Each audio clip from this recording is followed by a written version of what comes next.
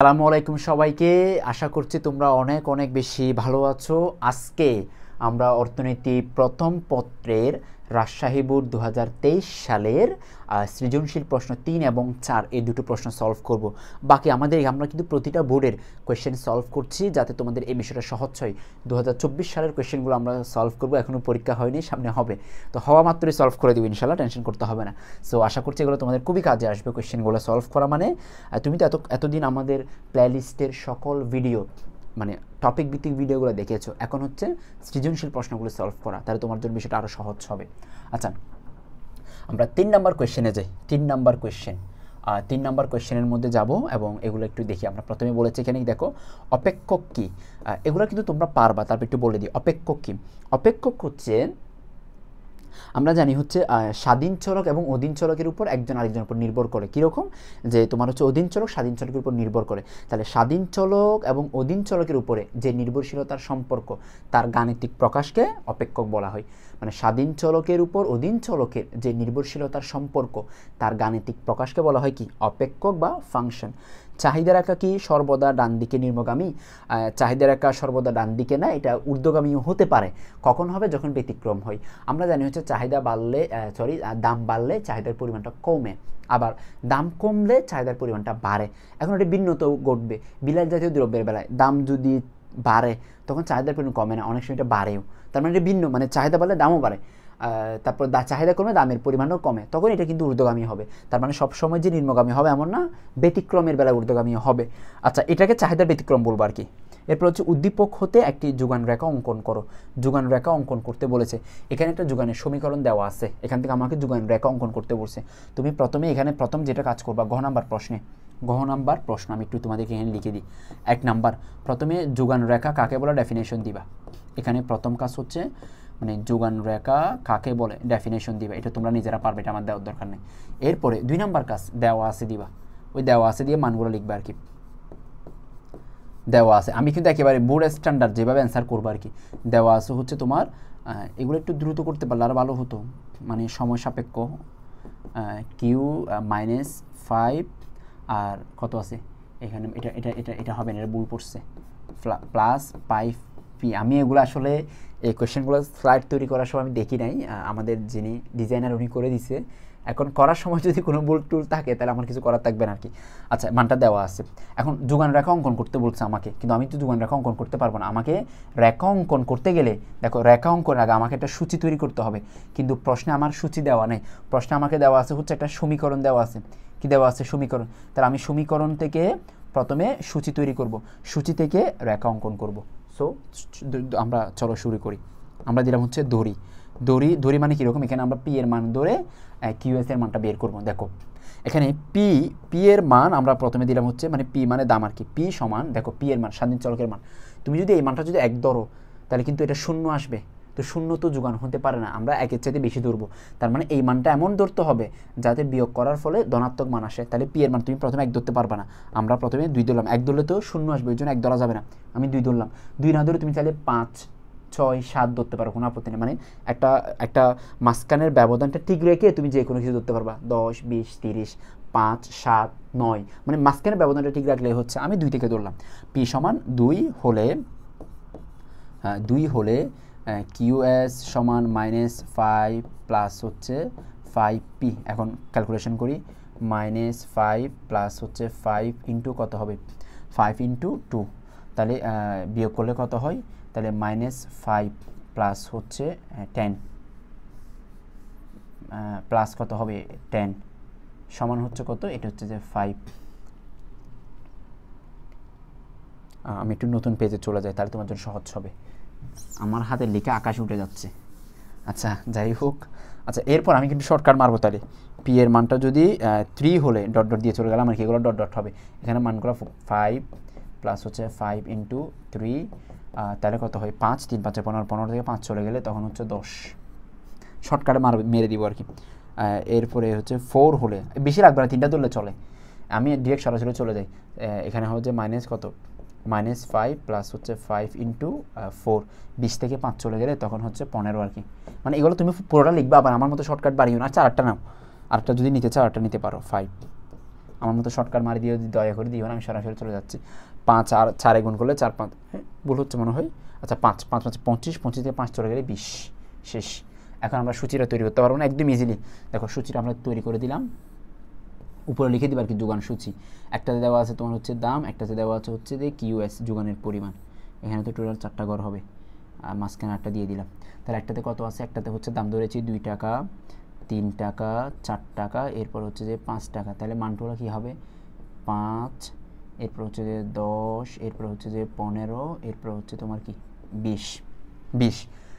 এখন আমরা চাহিদা রেখাটা অঙ্কন করি। এই যে চাহিদা রেখা, যোগান রেখা, সরি, ব্যাখ্যা দিতে হবে, এখানে কাজ বেশি, কাজ কিন্তু কম না। আমরা জানি হচ্ছে সবসময় চাহিদা যোগান হচ্ছে ভূমি অক্ষে হয়, তাহলে হচ্ছে কিউএস।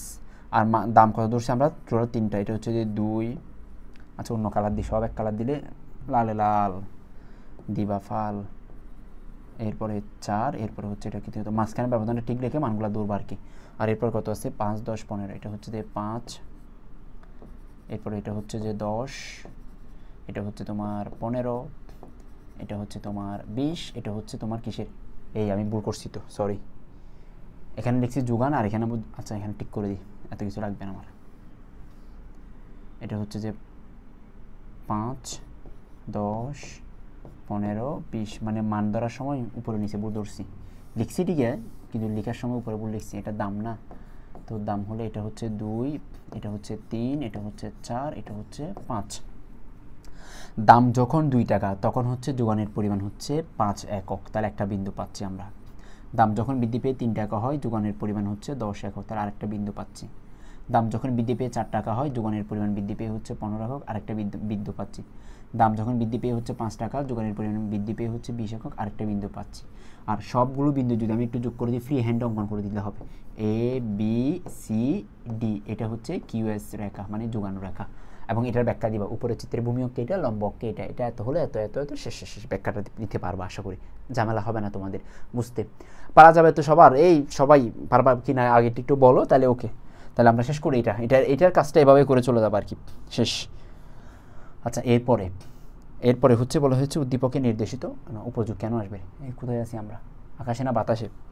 দাম 4 এবং 5 বিবেচনা করে প্রদত্ত অপেক্ষক থেকে যোগান স্থিতিস্থাপকতা নির্ণয় করতে বলছে, যোগান স্থিতিস্থাপকতা নির্ণয় করতে বলছে 4 এবং 5, 4 এবং 5 ধরে যোগান স্থিতিস্থাপকতা নির্ণয় করতে বলছে। আচ্ছা 4 এবং যদি 5 হয় তাহলে আমরা একটু আগে একটা সূচি তৈরি করছি না, ওই যে মানদর্শী মনে আছে, যোগান স্থিতিস্থাপকতা আমি দেখাচ্ছি। প্রথমে এখানে প্রথম কাজ যেটা তুমি গ নাম্বার কাজ করবা, দেখো এখানে প্রথম কাজ যেটা করবা ঘ নাম্বারে হচ্ছে যোগান স্থিতিস্থাপকতার ডেফিনেশন দিবা, মানে যোগান স্থিতিস্থাপকতার কি দিবা, ডেফিনেশন দিবা, এটা হচ্ছে প্রথম কাজ। 2 নাম্বার কাজ হচ্ছে ওই যে 4 এবং 5 ধরে বলছে না, তো 4 এবং 5 ধরে আমাকে যোগান স্থিতিস্থাপকতা, তাহলে যোগানের সূচিটা দেখাবা, ওই যে খ থেকে প্রাপ্ত আর কি যোগান সূচিটা, যোগান সূচি আমরা কিন্তু 4 5 দিয়ে যেহেতু করছি আর কি। আর তুমি যদি অন্য মান দিয়ে করো কোনো আপত্তি নেই, আপত্তি ওই আবার পরে 4 5 দিলে কত মান আসে সেটা ধরবা আর কি। তাহলে দেখো আমরা ওই যে তোমার হচ্ছে পি আরটা হচ্ছে কি কিউএস, তাহলে এখানে দুইটা, একটা হচ্ছে যে 4, একটা হচ্ছে 5। এটার মান ছিল মনে হয় তোমার হচ্ছে 15, 4 5 20, 5 4 গেলে 15, আর এটার মান ছিল মনে হয় 20, আমার যতটুকু মনে পড়ে। চলো আমি এখান থেকে এখন তোমাদেরকে কি দেখাবো, ওই যে তোমার হচ্ছে এখান থেকে আমরা স্থিতিস্থাপকতা বের করব। তো আমরা জানি এখানে ওই যে এগুলো একটু মাথায় রাখতে হবে তোমাকে, ওই যে প্রাথমিক দাম, পরিবর্তিত দাম, এগুলো একটু লিখতে হবে, এগুলো একটু লিখতে হবে যোগান সূচি। তাহলে এখন এখন এখন এখন এখন এখান থেকে আমরা জানি হচ্ছে এখানে হচ্ছে প্রাথমিক দাম, তাহলে প্রাথমিক দামকে আমরা হচ্ছে তোমার কি বলবো, মানে P1 বলবো, মানে পি বললেও হবে, পি প্রাথমিক দাম মানে পি মানে হচ্ছে 4। আর পরিবর্তিত মানে ডেল্টা পি আর কি, ডেল্টা পি হচ্ছে পরেরটা বিয়োগ আগেরটা, 5 বিয়োগ 1 মানে 5 বিয়োগ 4 হলে মানে 5 বিয়োগ 4, তাহলে 1 হবে আর কি।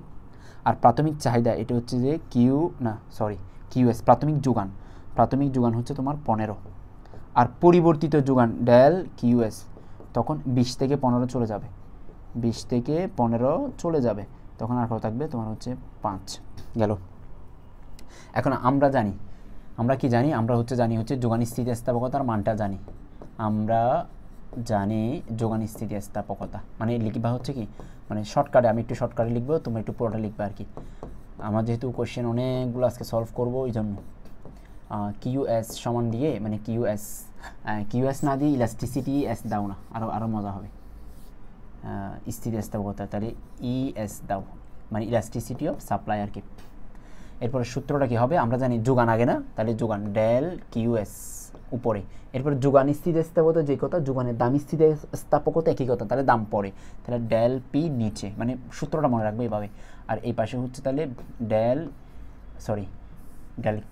কিউএস শুধুমাত্র, আর এদিকে হচ্ছে শুধুমাত্র পি। এখন মানগুলো বসাই দাও।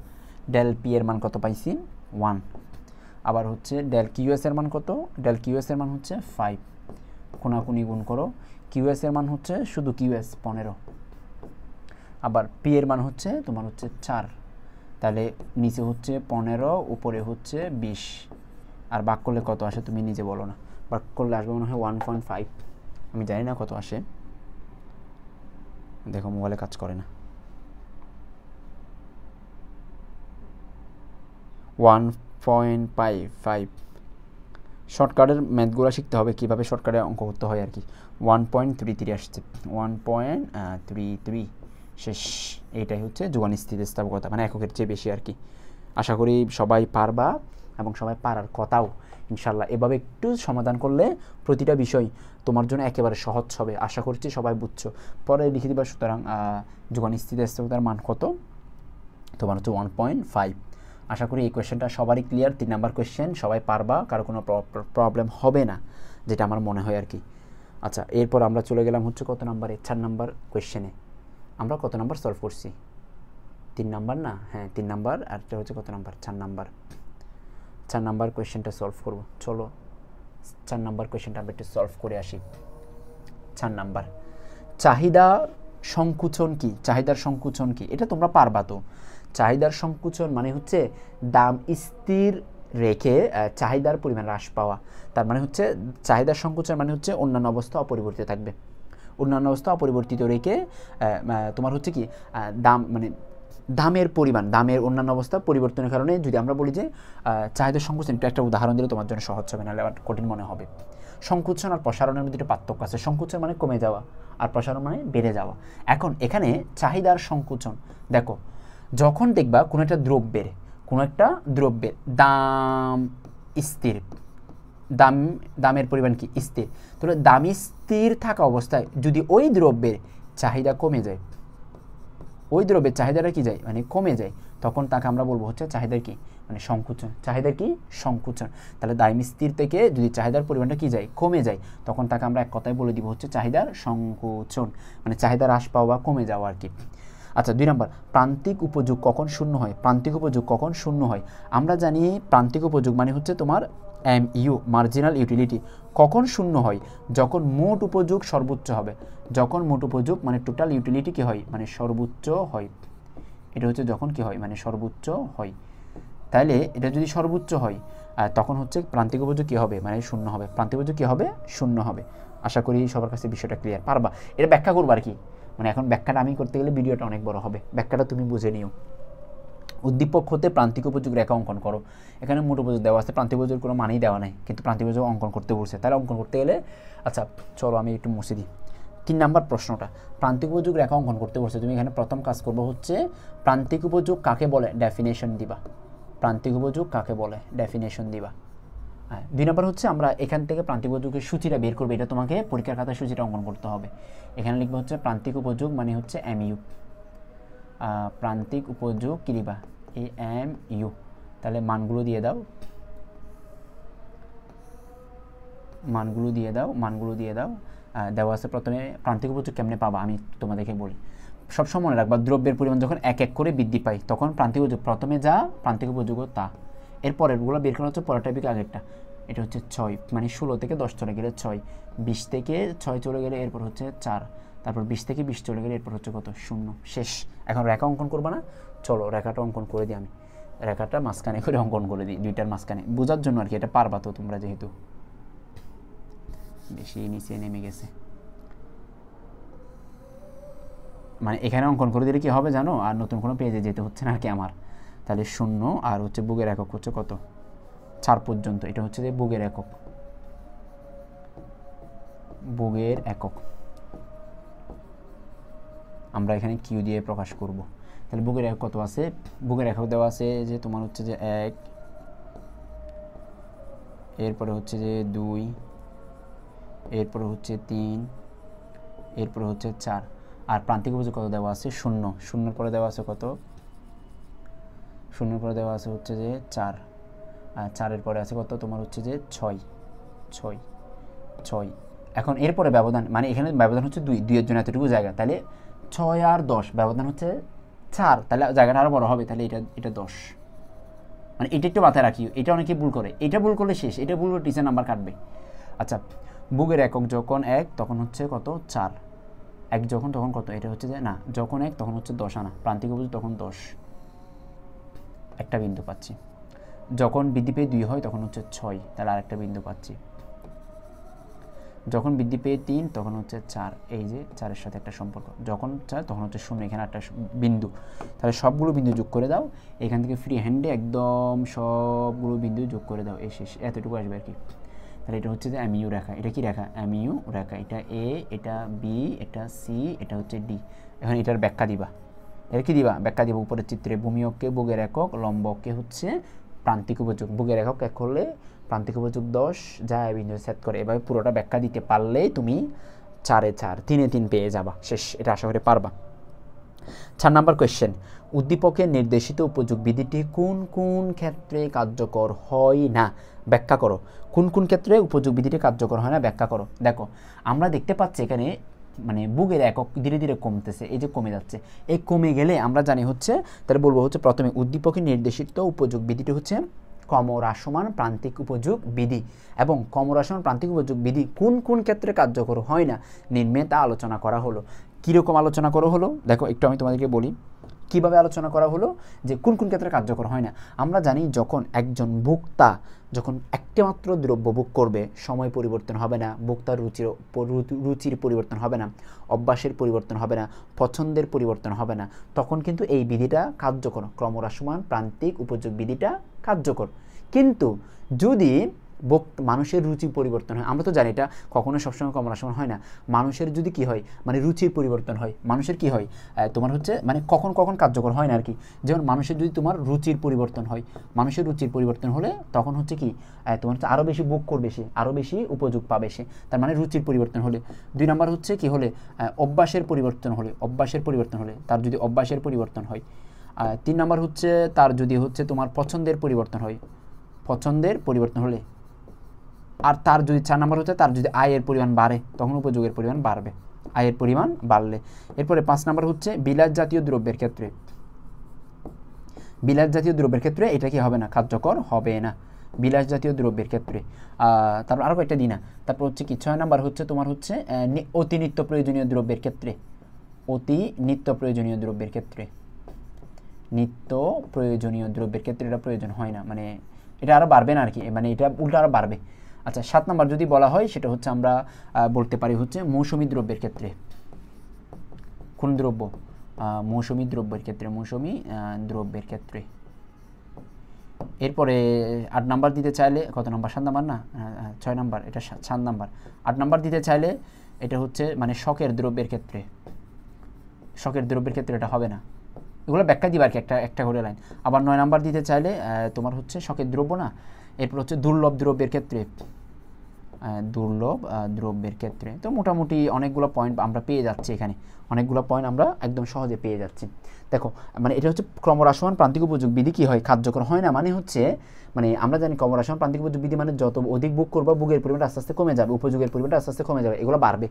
রুচির পরিবর্তন হলে বাড়বে, রুচির পরিবর্তন হলে কি তোমার হচ্ছে রুচির পরিবর্তন হলে বাড়বে, অভ্যাসের পরিবর্তন হলে বাড়বে, পছন্দের পরিবর্তন হলে বাড়বে, আয়ের পরিবর্তন হলে বাড়বে, বিলাস জাতীয় দ্রব্যের ক্ষেত্রে বাড়বে, অতি নিত্য প্রয়োজনীয় বেলায় বাড়বে, মৌসুমী দ্রব্যের বেলায় বাড়বে, শখের দ্রব্যের বেলায় বাড়বে, দুর্লভ দ্রব্যের বেলায় বাড়বে, এটা কমবে না।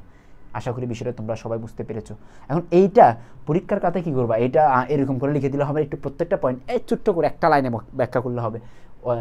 ভোক্তার বা ক্রেতার রুচির পরিবর্তন হলে ক্রমহ্রাসমান প্রান্তিক উপযোগ বিধি কার্যকর হয় না, অভ্যাসের পরিবর্তন হলে ক্রমহ্রাসমান প্রান্তিক উপযোগ বিধি পরিবর্তন হয় না, ভোক্তার আয়ের পরিমাণ বৃদ্ধি পেলে ক্রমহ্রাসমান প্রান্তিক উপযোগ বিধির পরিবর্তন হয় না।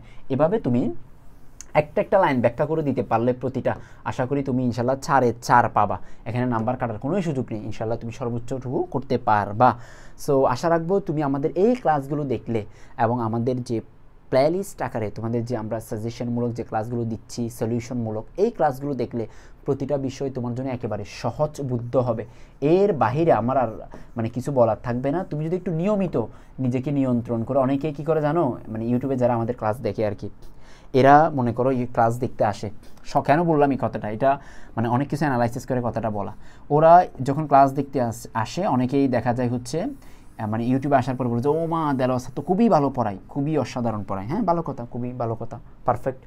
ও প্রথমে একটু করে দেখবে, একটু করে দেখার পরে ও তো ভাবে যে আমি তো সবগুলো ভিডিও স্যারের পেয়ে গেছি, এখন আমি এখন সেরা করে একটা প্রস্তুতি নিতে পারবো। হ্যাঁ, খুব ভালো। কিন্তু দেখা যায় একটা ভিডিও দেখছেন 5-7 মিনিট, এরপরে মন খারাপ, আর ভালো লাগে না ওরকম ভিডিও, মানে ভিডিও ভালো লাগে কিন্তু মানে দেখতে ইচ্ছা করে না আর কি, পরে দেখবো। এই পরে যখন দেখবো বলে, তো শয়তান তো আছে ওর পিছনে, মনে করো ওরে দুনিয়া তো সফল হতে দিবে না, আখিরাতে তো না, দুনিয়া তো দিবে না। পরবর্তী ওর মনে আর চায় না যে ওই ভিডিওটা আবার দেখবে, বা পরবর্তী নিজেকে নিয়ন্ত্রণ করে ধারাবাহিকভাবে ভিডিওগুলো দেখবে, এরকম আর হয় না। একটা ভিডিও দেখার পরে ওই দেলোয়ার স্যারের ভিডিও তো ইউটিউবে আছে, ওগুলো তো স্যার ডিলিট করে দেবে না, অনেক সময় আছে, দেখবো আর কি পরীক্ষার আগে, অনেক তো সময় আছে, একদিন বসে সারাদিন সব ভিডিও দেখে ফেলবো, পুরো কোর্স আমার শেষ। এই দিন আর জীবনেও আসবে না, তোমার এই ক্লাসগুলো আর দেখা শেষ হবে না। সেই জন্য নিজেকে নিয়ন্ত্রণ করে ডেইলি চিন্তা করো যে আমি স্যারের 1 ঘন্টা ক্লাস দেখব, ইউটিউবের ফ্রি ক্লাসগুলো। আর আমাদের তো অনলাইন পেড ব্যাচ আছে, চাইলে পেড ব্যাচও যুক্ত হতে পারবা। 1 ঘন্টা ক্লাস দেখবা, পাশাপাশি স্যারে যা পড়িয়েছে একদম প্রতিটা বিষয় নোট করব। এরপরে স্যারে যা বলেছে, আমরা কিন্তু ক্লাসের পড়া ক্লাসে শেষ করি, আমি অফলাইনে পড়াই, অনলাইনে পড়াই, যেখানেই পড়াই আমি কিন্তু একদম ভেঙে এগুলো একটু কম আলোচনা করতেছি, কারণ এগুলো বেসিকগুলো আলোচনা করে দেওয়া আছে, তাহলে তোমাদের এই বিষয়গুলো একেবারে সহজে তোমরা বুঝতে পারবা। সেজন্য হচ্ছে মানে দ্রুত আগানো। আচ্ছা, এরপর নোট করবা, তারপর নিজে 30টা মিনিট কষ্ট করে এই যা তুমি নোট করেছো নোটটা একটু দেখবা, যে আমি যা নোট করলাম এই নোটটা একটু দেখবো। এই কাজটা যদি তুমি করতে পারো, আমি তোমাকে নিশ্চয়তা দিব অর্থনীতির A+ কখনোই মিস যাবে না, তুমি সর্বোচ্চ ভালো করতে পারবে ইনশাল্লাহ। এবং সেই প্রত্যয় নিয়ে তোমাকে এই ক্লাসগুলো দেখতে হবে, তাহলেই সম্ভব ভালো কিছু করা, না হলে কিন্তু কখনোই সম্ভব না। সো সবার জন্য অনেক অনেক শুভকামনা থাকবে। পরবর্তী আমাদের যতগুলো ভিডিও সামনে তোমাদের চোখে পড়ে, তোমাদের বন্ধুবান্ধব সবাইকে একটু জানিয়ে দিও। তোমাদের এই ক্লাসগুলো কিন্তু একদম উন্মুক্ত সবার জন্য। তোমাদের কলেজের বন্ধুবান্ধব অনেকে কিন্তু জানতে চায় যে কোন একটা ইউটিউব চ্যানেলে গেলে সবগুলো ক্লাস পাবে, কোথায় গেলে ক্লাসগুলো পাবে। তো আমাদের সবগুলো ক্লাস আমাদের দেলোয়ার স্যার ফেসবুক পেজে এবং হচ্ছে ইউটিউব চ্যানেলে প্রত্যেকটা ক্লাস দেওয়া আছে। তুমি একেবারে গুছানো একটা ধারাবাহিক ইনশাল্লাহ প্রস্তুতি নিতে পারবা। সো তোমাদের সবার জন্য অনেক অনেক শুভকামনা, ভালো থেকো, সুস্থ থেকো। দেখা হবে পরবর্তী দিন অন্য কোনো ভিডিওতে। আসসালামু আলাইকুম।